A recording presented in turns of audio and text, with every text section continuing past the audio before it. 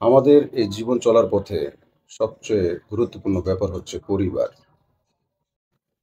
পরিবারের মূল্যবোধকে গুরুত্ব দেওয়া অবশ্যই জরুরি, কিন্তু পরিবারের মূল্য বোঝা তার আগে বেশি প্রয়োজন, রাইট? অবশ্যই ছেলে সন্তান যারা আছো, পিতা-মাতার অবাধ্য হবে না। কারণ আল্লাহ রাসূলের পরে পিতা-মাতাই পৃথিবীতে তোমার অমূল্য সম্পদ। কথা ঠিক আছে, মা?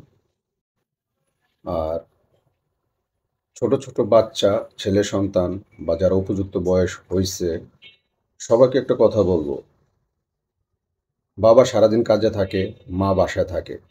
তো যে মার কাছ থেকে কথা শিখেছেন বা ছোট তোমরা শিখেছো, সে মার চোখের দিকে তাকিয়ে তোমরা কখনোই কথা বলবে না। এবং মার চোখে চোখে চোখ রেখে কথা বলবে না। মাকে শ্রদ্ধা ও ভক্তি করবে।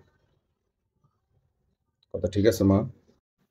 যে মা-বাপ আমাদেরকে নিয়ে হাসি খুশি সবসময় থাকতেন, জীবন কাটাতেন, সেই মা-বাপের মুখে সারা জীবন হাসি খুশি রাখার ব্যবস্থা তোমরা করো।